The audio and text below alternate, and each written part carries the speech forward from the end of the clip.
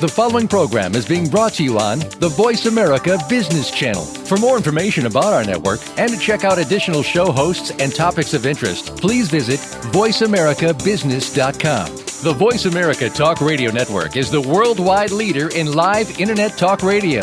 Visit voiceamerica.com. The views and ideas expressed on the following program are strictly those of the hosts or guests and do not necessarily reflect the views and ideas held by the Voice America Talk Radio Network, its staff, and management.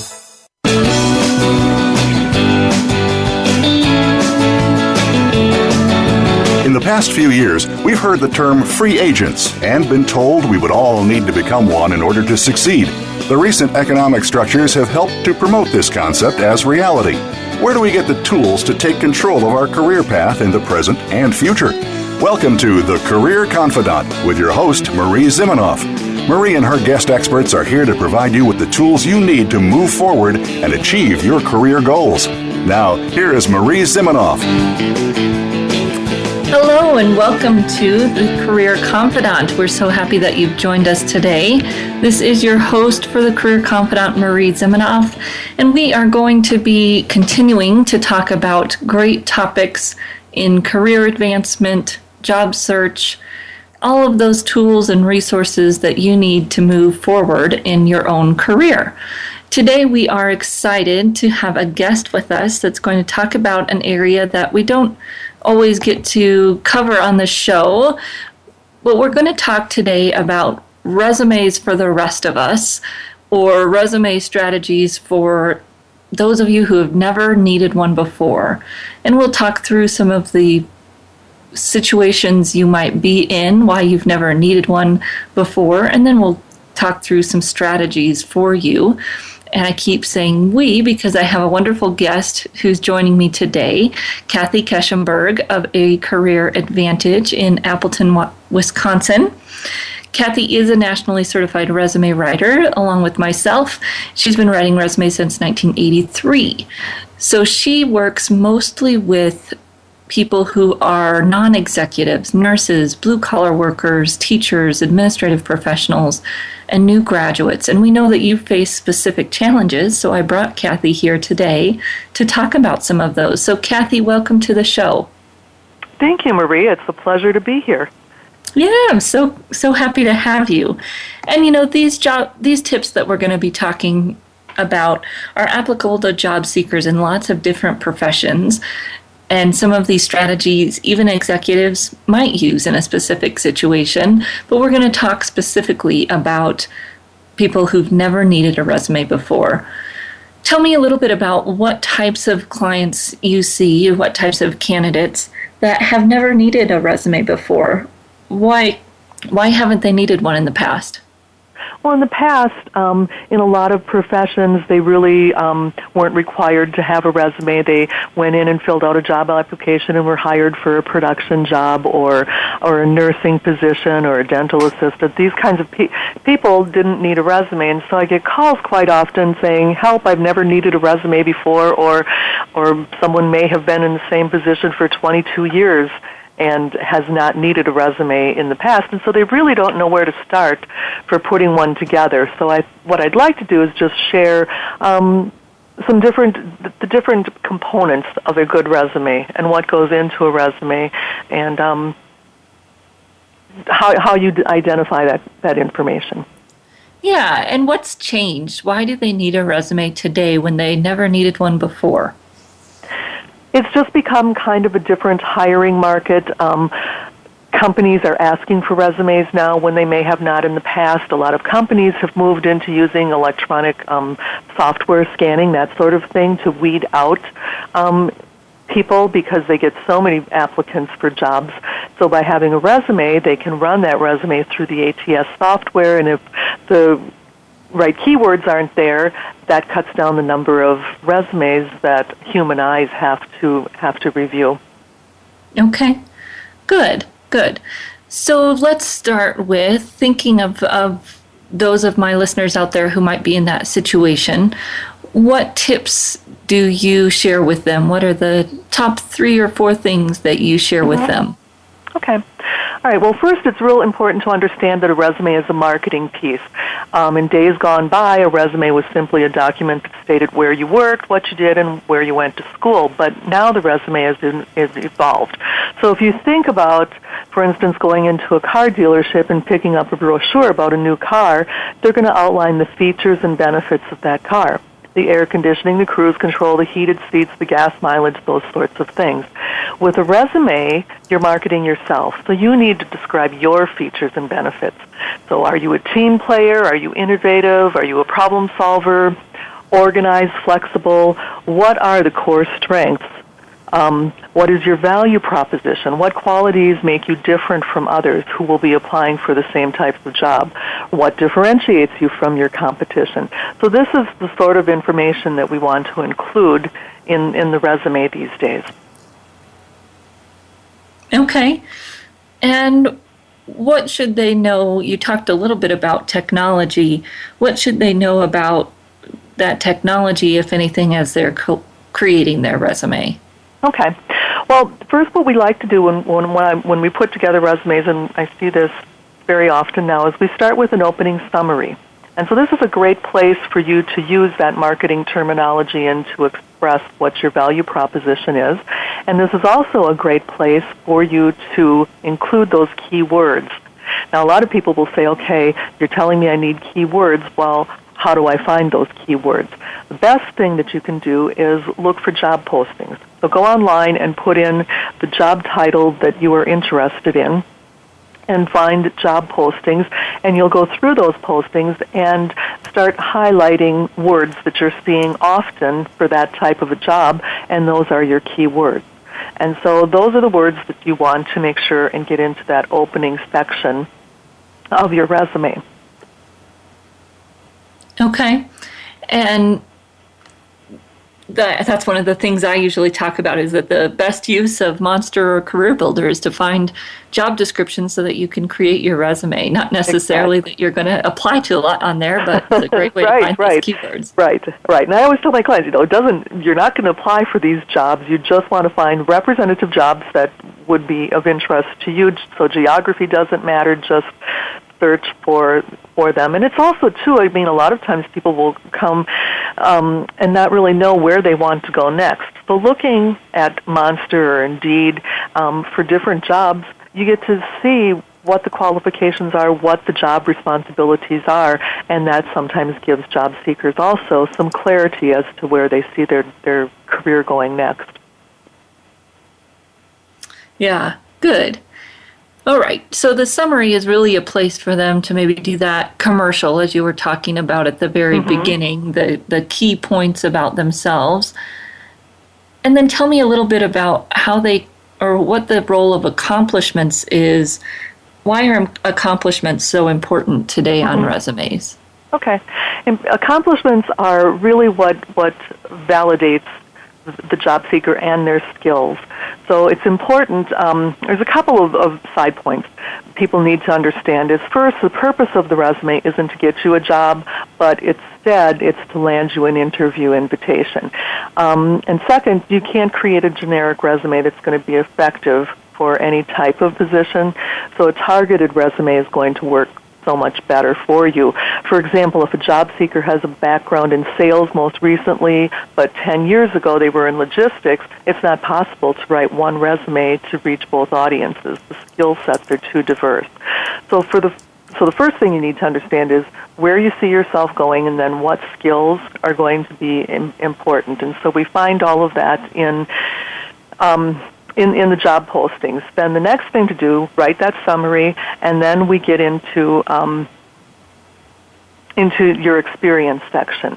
So what we want to do there is start with your company name, the dates of employment, job title, and then just a 2 to 3 sentence paragraph that describes overall job duties, just kind of a helicopter view. You don't need to include every single detail. Following that paragraph are 2 to 3 bulleted points that talk about your accomplishments. Very often when I mention accomplishments, I hear the response, I didn't do anything special, or I didn't receive any awards. So sometimes the word accomplishments can be a confusing. What I'm really looking for are contributions that the job seeker made to the company's bottom line. Did they make money for the company? Did they save money? Did they solve a problem?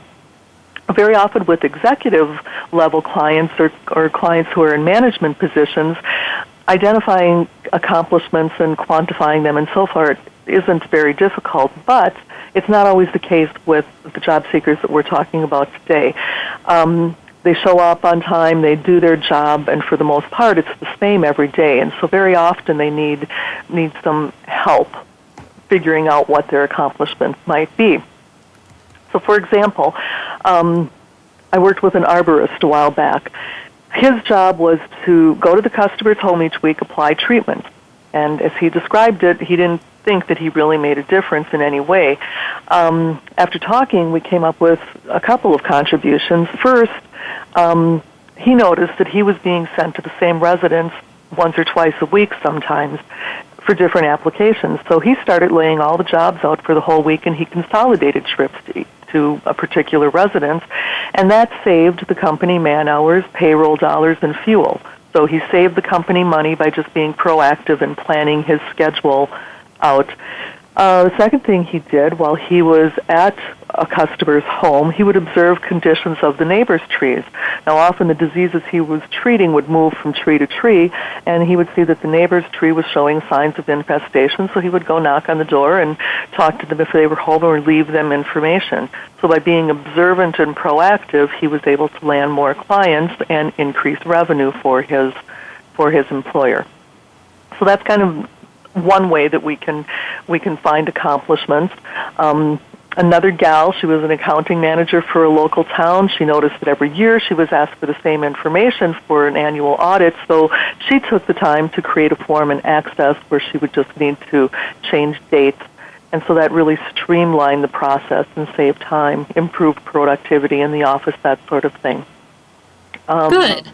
So those are just some examples. Yeah, and I often talk to people about thinking about projects instead of accomplishments. What were some of the projects you worked on? Or as you were saying, what are some of the ways they saved money, made money, earned more business? Mm-hmm. Some of that might be dependent on the role, but thinking about it in a different way, not necessarily that it has to be this huge accomplishment. That word, as you said, can be scary, but it's how did they make things better where they were, what wouldn't have happened if they weren't there, all of those types of questions. Yep, what was different between them? I think the bottom line is that employers are looking for two things. They're looking for leadership skills and problem-solving skills. So any way that a job seeker can demonstrate that they've used those skills in the past, it's going to get the attention of a hiring manager. And also I like to remind clients to keep in mind that whatever they include for their bulleted statements for their accomplishments is these statements can lead to questions during the interview. So first, only include actions that you want to discuss or that you want to repeat in next careers. So if you worked on a project that you really didn't like and you never want to do it again, don't include it on your resume. And also have some backstories prepared so that if, for each statement that you put on your resume, have a story expanded so that if you are asked about it in the interview, you can launch into what went into making that contribution. Okay, good. Well, we'll be back in just a few minutes. We're going to take a short break. We'll come back and keep talking with Kathy about resumes for those of you who may not be used to needing a resume. We'll be back in just a few minutes.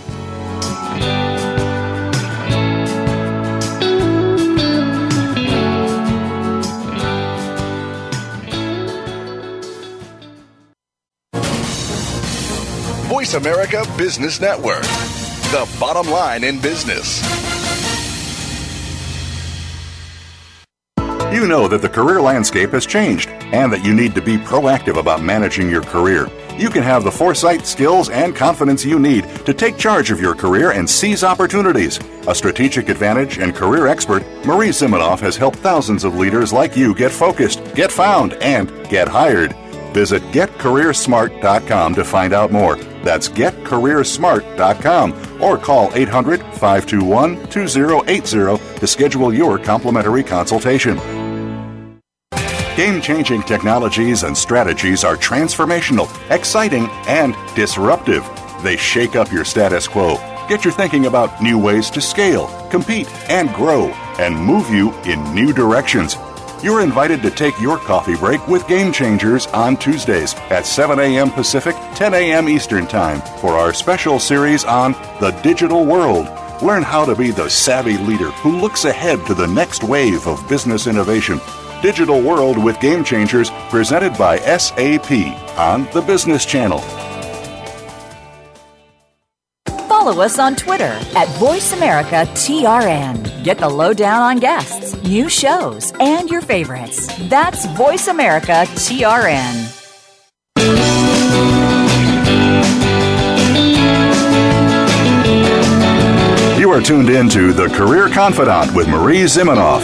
If you have a question or comment for Marie or her guest today, please call 1-866-472-5790. That's 1-866-472-5790. You may also send an email to marie@astrategicadvantage.com. Now, back to The Career Confidant. Welcome back to the Career Confidant, and today we are talking about resumes for those of you who aren't used to needing a resume with my guest, Kathy Keschenberg. And Kathy, we were just talking about resumes for people who have not needed one in the past, and how do they make sure they get accomplishments in there, whether they be an arborist, as you were giving your example, or a machinist. Those people who aren't used to needing that resume. And so you did a very good job kind of outlining the structure, going from the summary, which is where they're highlighting their key points, then the experience section where they want to make sure they've got the data, when, where, and the dates, and then also some accomplishments or some stories of projects that they've done or ways that they've made things better. So let's switch gears here and talk a little bit about college graduates. They haven't needed a resume before because they've been in school. What are some of the key things that they should be thinking about as they look to put together a resume? Okay. Yeah, these first career resumes are really a challenge because they don't have any real-world experience to talk about their accomplishments and that sort of thing. So the first thing that we want to look at is the format is slightly different. With job seekers who have been in the workforce for a number of years, we do the summary and then we go right into their employment, and at the end we list their experience or their education, typically just listing the degree earned in the school. But with new college grads, right after that opening summary, which is really important in this case because with a new college grad, we do want to outline what their strengths are relevant to their new career path. But following that summary, we want to go right away into education. And at this point in their career, we're going to include a lot more. So for this first resume, we can list relevant courses that are relevant to the jobs they're going to be seeking. We can include any internships that they might have participated in, any extracurricular activities, any clubs or whatever that they might have been involved in. And so we really want to expand that education system because at this point in their career, that's their strength. We can also include, there any paid employment, any volunteer activities. So anything that we can think of to include in that resume, we're going to. Yeah, and we talked about that one of the challenges is knowing where you're headed, right? And you talked about searching for job postings. How do you work through that with a new graduate? What are some of the things that they can do to narrow down that focus? Hopefully, by the time they've spent 4 years in college, we hope that they have a focus, but at times they don't. And so I go back to the same advice I give other job seekers: is just go through Monster, Indeed.com, all of those places, and really look at job postings and see what looks interesting to you, or find out companies that you might be interested in working for, and go to their site and see what kind of opportunities they have open.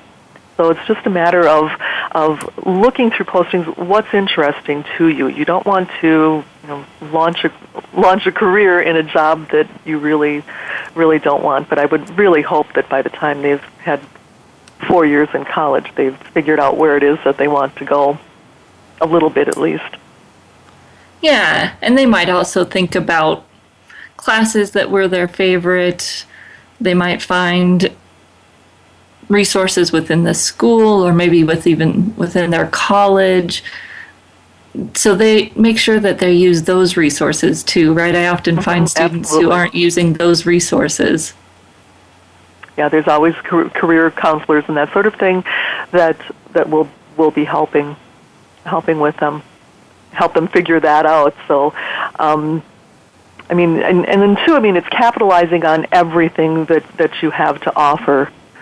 So when putting, the resume together, I did one just recently for a young man who was looking for an internship. He's in his third year. He has one more year to go, and he's in graphic design. And so I kind of, did a heading, graphic designer. Right underneath it, I put just 3 words that really described who he was: creative, motivated, and detail-oriented. And then right under that, seeking summer internship. So it was real clear right at the beginning what he wanted to do and who he was, what he had to offer. And then I just kind of did a what I do best. So instead of doing a summary, I just put in a few bullet points about what he did best, turns concepts and ideas into reality, passionate about creating worlds and landscapes, analyze problem situations. So I just picked 5 of his key points and put those into just short statements. With him, and unfortunately, this is one thing, my granddaughter is going to college in the fall, and I'm adamant about her becoming involved in some sort of clubs or associations or something, and taking a leadership role, because you really have a lot to work with, or a little bit more to work with on a resume if the new college grad has got some background in working on campus in different roles. This young man didn't, and so I kind of built a notable strengths section into his part-time retail job, and highlighted that he was a team player and that he process improvement. He did some things, suggested procedure to assist customers check out quicker online, and also his attention to detail. So there's ways that you can build things into the resume that still, they're not necessarily accomplishments that would be there in a paid position, but they do still have those qualities. Yeah, and the best advice a student can take is to do those things early, right, and not wait until their senior year and then realize that they don't have anything to put on a resume. Yeah. I did a great resume. A friend of mine, and this young man was involved in several different initiatives on campus that really made a difference. He organized an electronic recycling day and that sort of thing, and so he took a leadership role in everything that he was involved.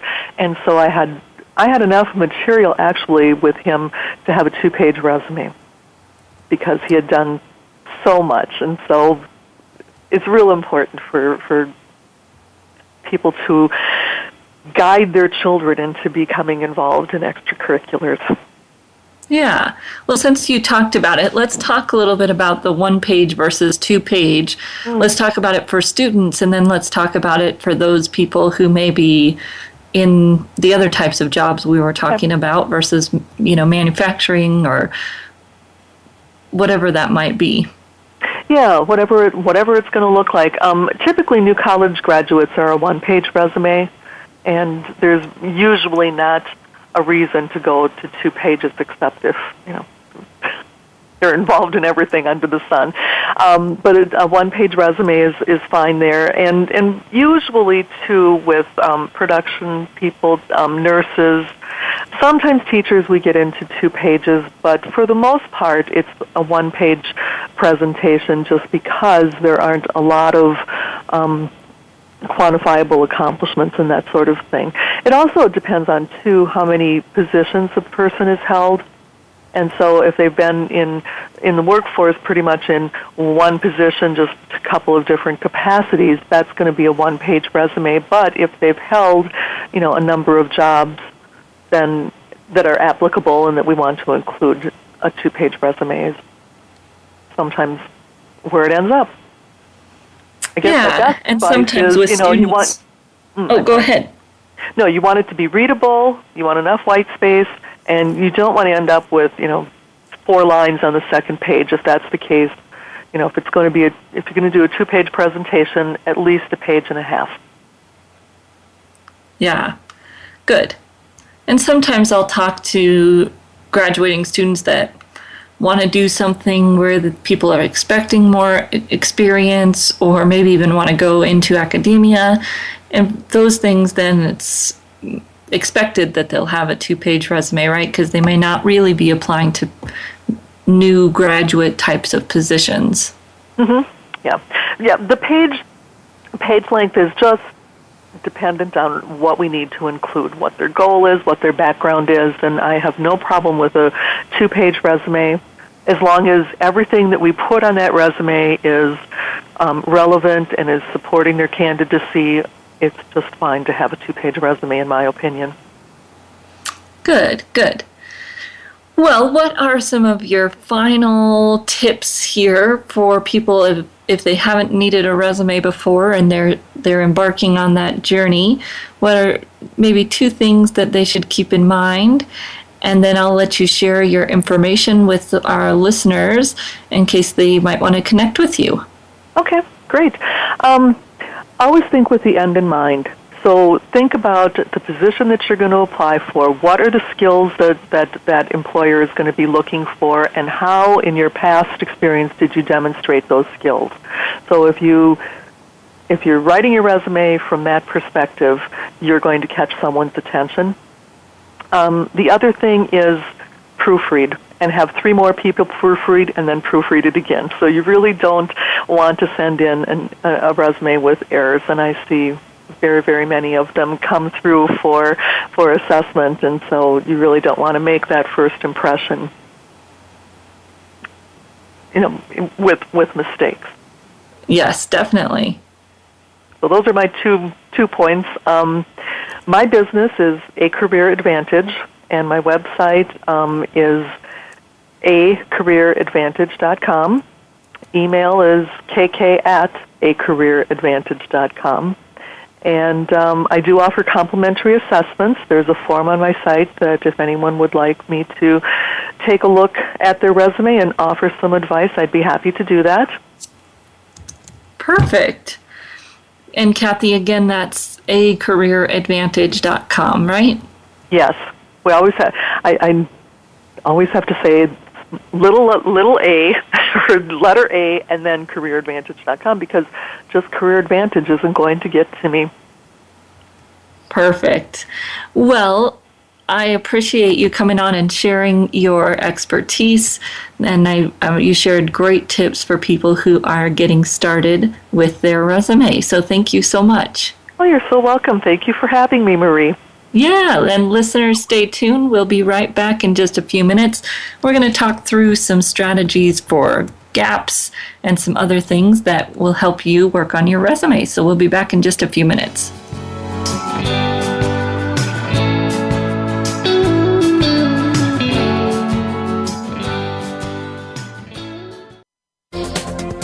The business community's first choice in Internet Talk Radio. Voice America Business Network.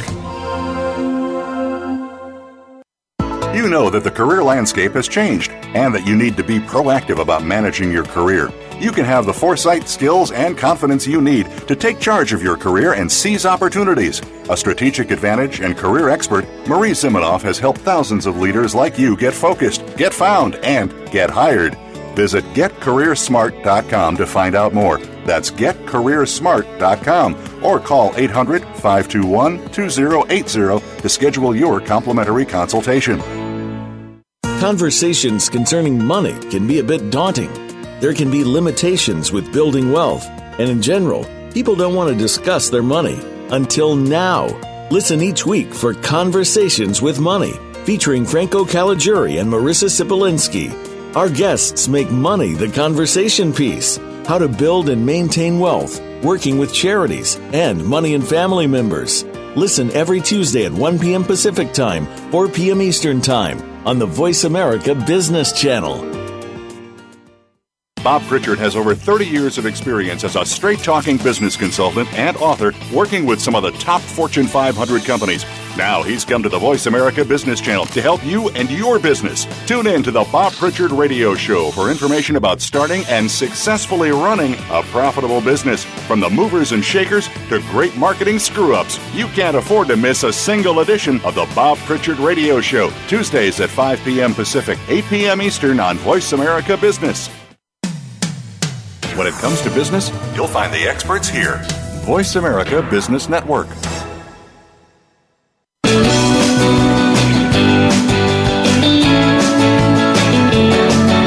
You are tuned in to The Career Confidante with Marie Zimenoff. If you have a question or comment for Marie or her guest today, please call 1-866-472-5790. That's 1-866-472-5790. You may also send an email to marie@astrategicadvantage.com. Now, back to The Career Confidante.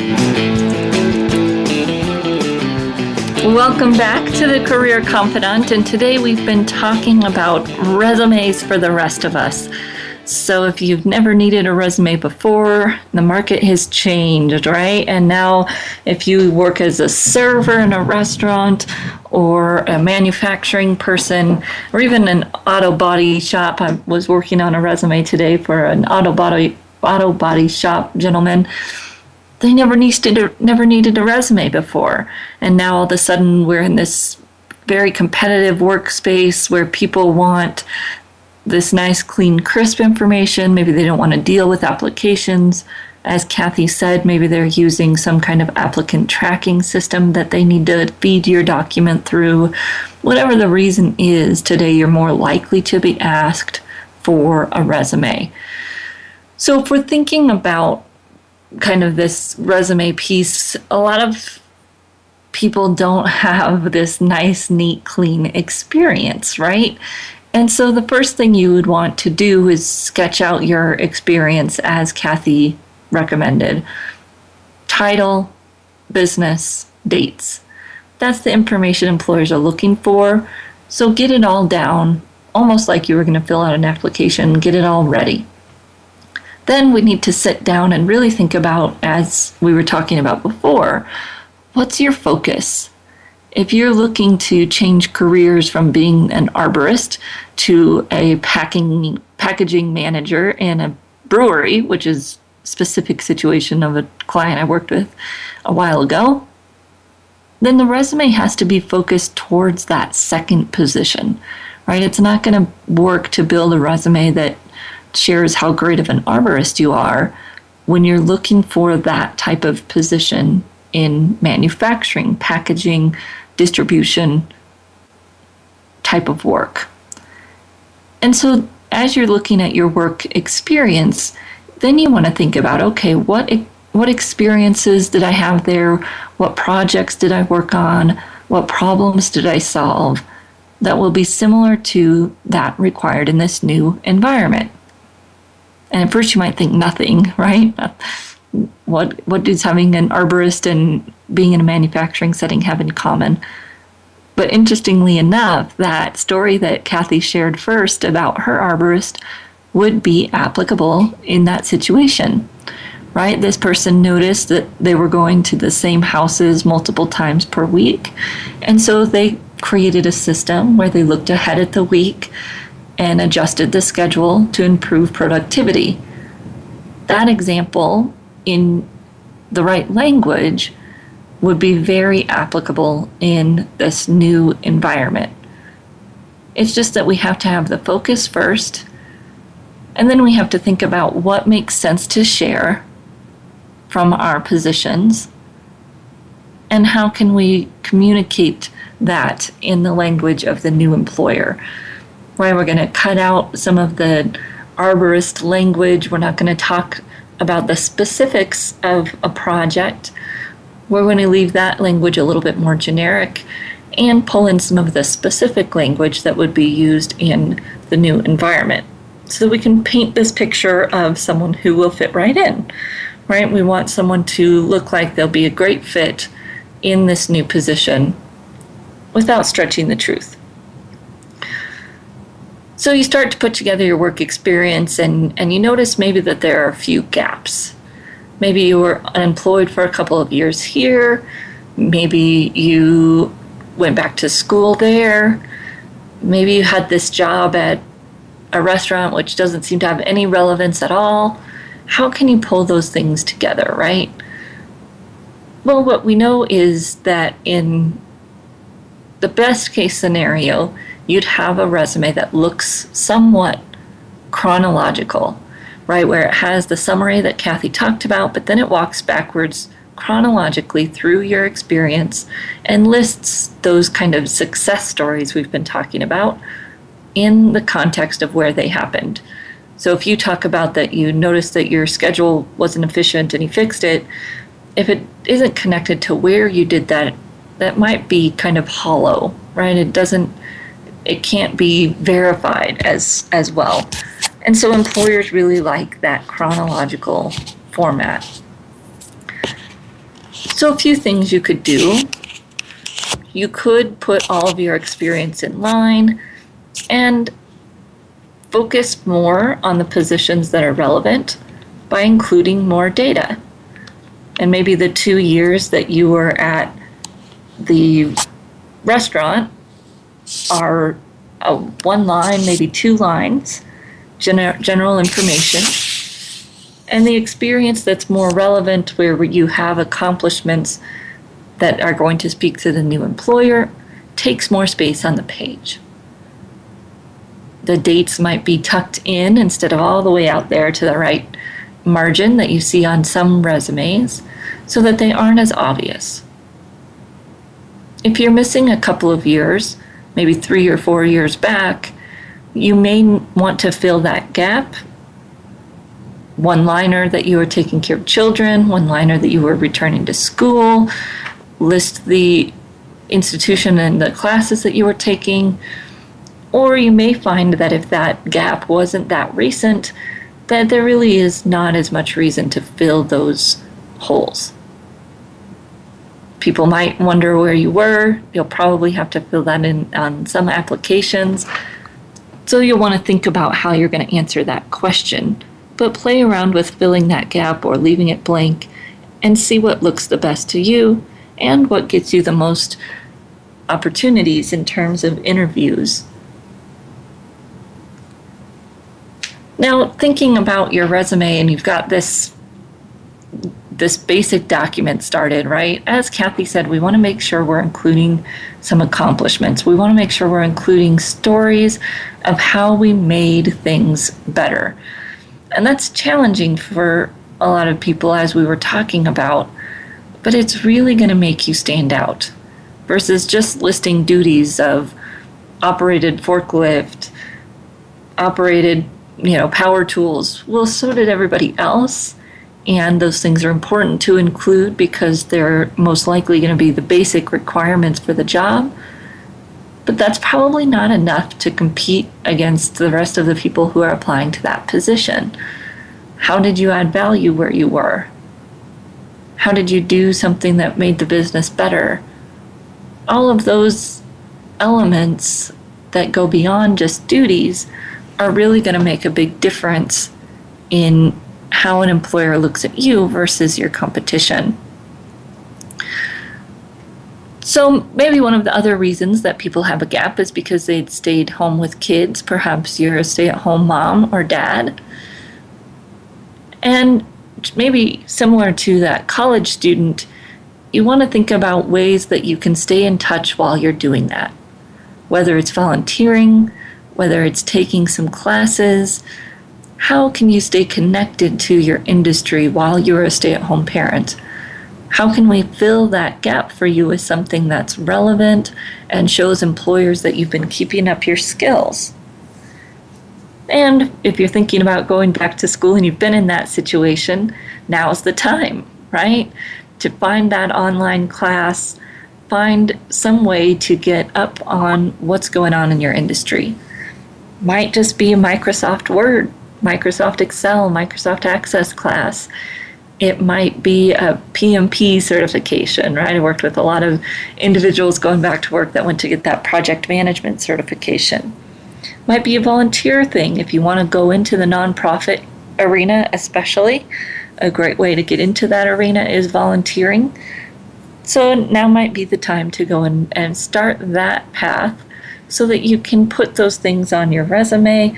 But more importantly, you can get your foot back into the industry, start building your network, and start getting your head back into the day-to-day work life versus the day-to-day very work life of taking care of your children, elderly parents, whatever it might be that's kept you out of the workforce for whatever amount of time it's been.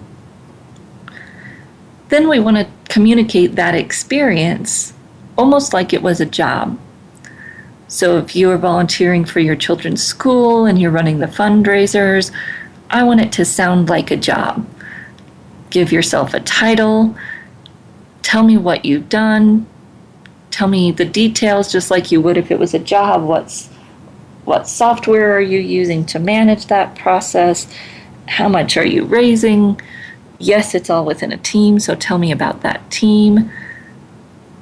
But in essence, you're making that volunteer gig into a job and sharing the same pieces that you would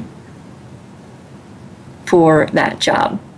Communicating relevant skills in context of an activity, a job, if you will, versus just listing them out separately. We want to give them some validation, some credibility by talking about them in context of where they happened. And again, the more relevant language we can use, the better off we'll be. So as you're thinking about putting together your resume, if you've never had one before, that's the challenge. Where are you headed? What do you need to share about your background? And how can you communicate accomplishments that are relevant to where you want to go? So we're going to take a short break here again, and we're going to come back. We're going to talk a little bit more about students and some of the different strategies that you can use in your resume or that your children can use in their resumes if you're a parent of college or even high school students. And then we'll touch briefly on some of the strategies for using your resume to improve your job search. So we'll be right back in just a few minutes.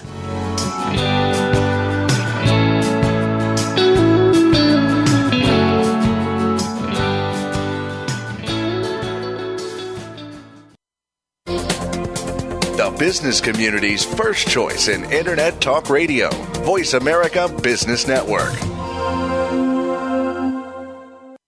You know that the career landscape has changed and that you need to be proactive about managing your career. You can have the foresight, skills, and confidence you need to take charge of your career and seize opportunities. A strategic advantage and career expert, Marie Zimenoff has helped thousands of leaders like you get focused, get found, and get hired.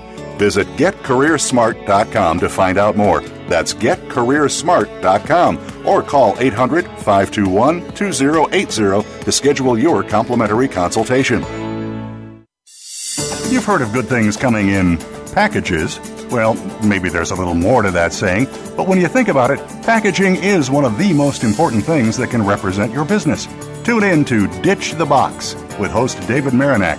Each week, we'll discuss flexible packaging, marketing, sales, and how it all comes together in one container. Lower costs, increase margins. Listen to the show. It might just save you a ton. Ditch the Box is heard live every Wednesday at 3 p.m. Eastern Time, noon Pacific on Voice America Business. Now you don't have to stay linked to your desktop or laptop. Take Voice America on the go and listen anywhere. Get our mobile app for iPhone, BlackBerry, or Android at the Apple iTunes App Store, BlackBerry App World, or Android Market.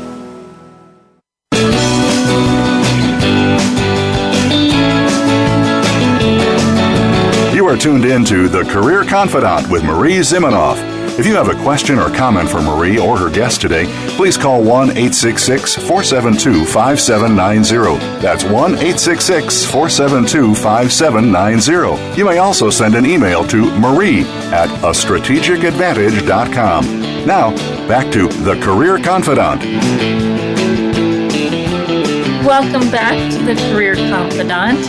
And today we've been talking about resumes.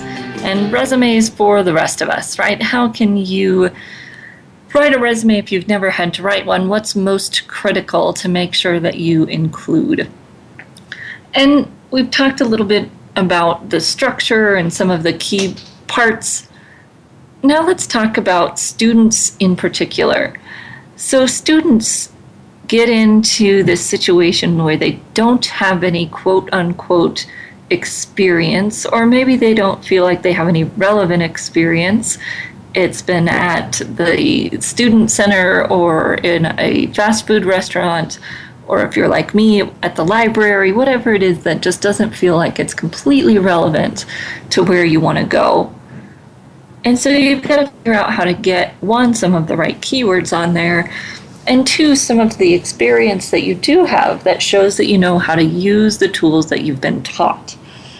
That will help you stand out immensely in the market and be very appealing to employers who want to minimize the training time for their new graduate hires as much as possible. One of the great ways to do that, and we talked to Kathy about it a little bit, is to include details about relevant projects, class projects, extracurricular projects that add value for that resume. So this is particularly important, and it's also becoming easier to do because schools have gone to so much group work, where you're doing group projects. Well, they're doing that in some ways to respond to employers' requests for it, right? Employers wanted employees to be able to work in teams, problem-solve in teams, and so universities increased the group work within their settings. Use that. Tell those stories. Call out those projects almost like you would jobs on your resume. Tell what your part was. Tell what the outcome was. Write those stories in your resume. They still need to be clean and crisp, and they don't need to use pronouns, I, me, and my. And they can still be in there and be very good at showing how you've used the skills that you've been learning.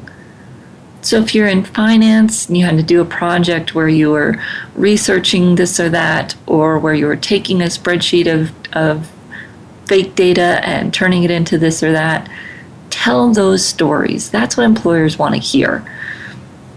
And it's that proof that you know what you're doing, right? It's a little bit of proof that you've used the skills that they want you to be able to use.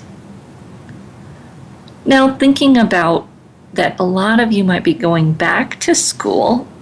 You'll want to think very critically about how you format your resume. So if we're thinking about that you're a new student, there might be two different camps that you fit in.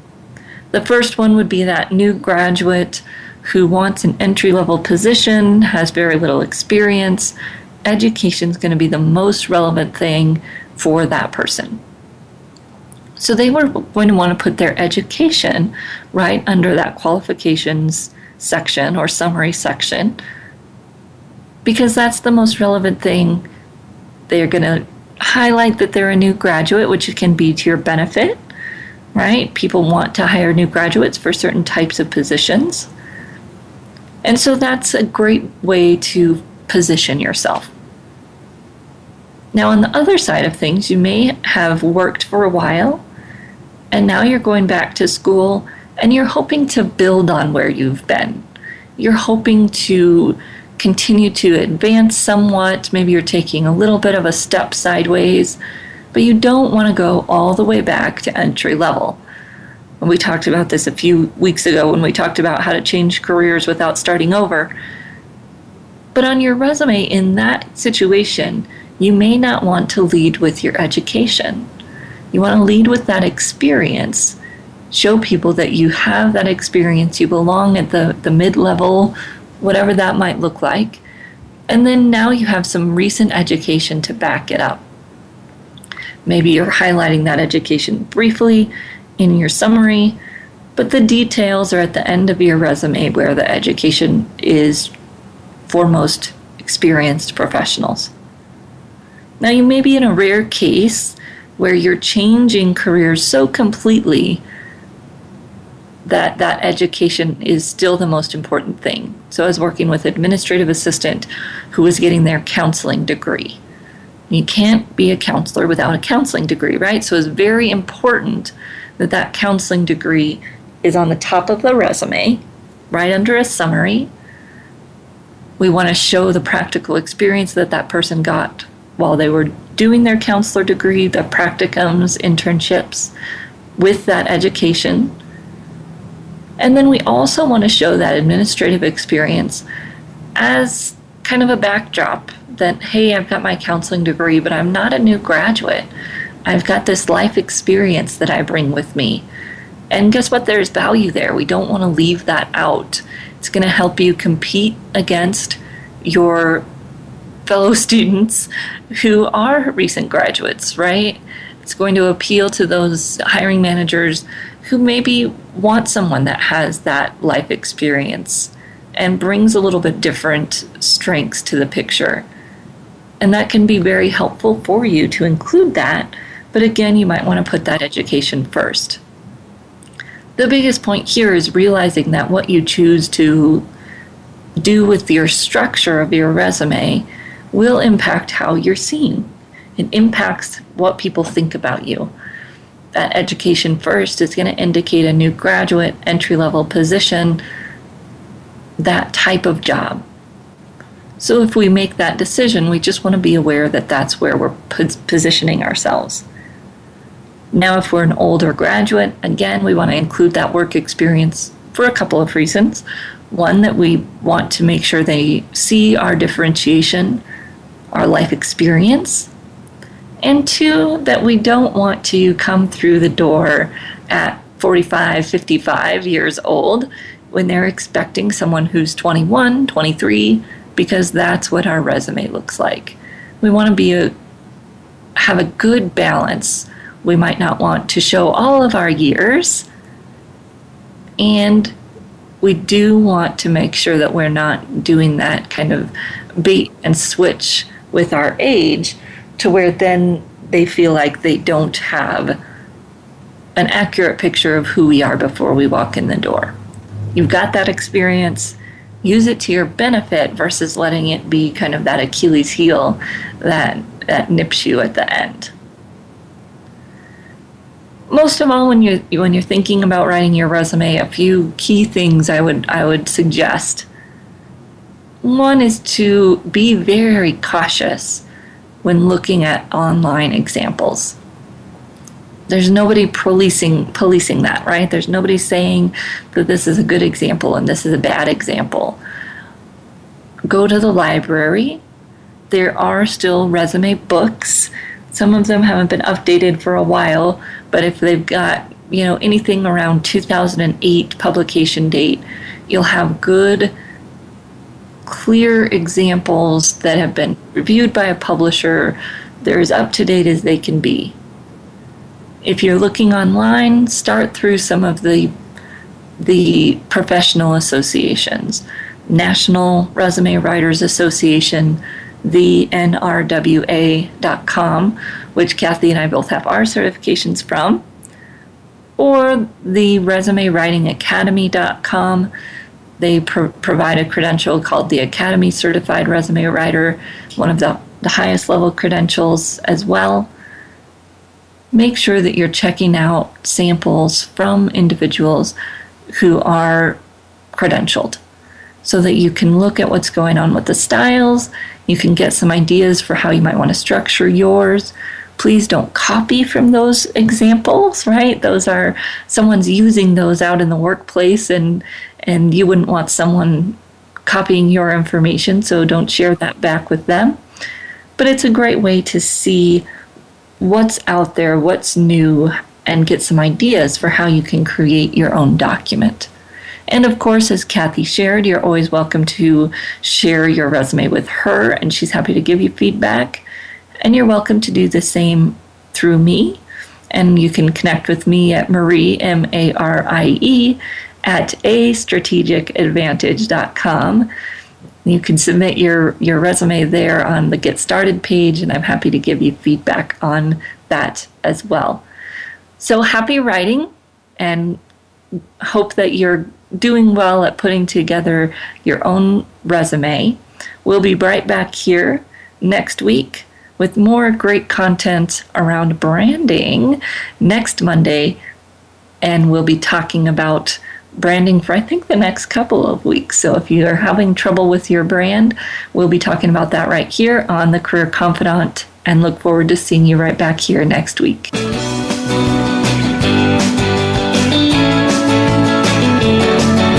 Thank you for listening to The Career Confidant. Marie Zimenoff will return again with another terrific guest next Monday at 6 p.m. Eastern Time, 3 p.m. Pacific on the Voice America Business Channel. Be sure to join us then.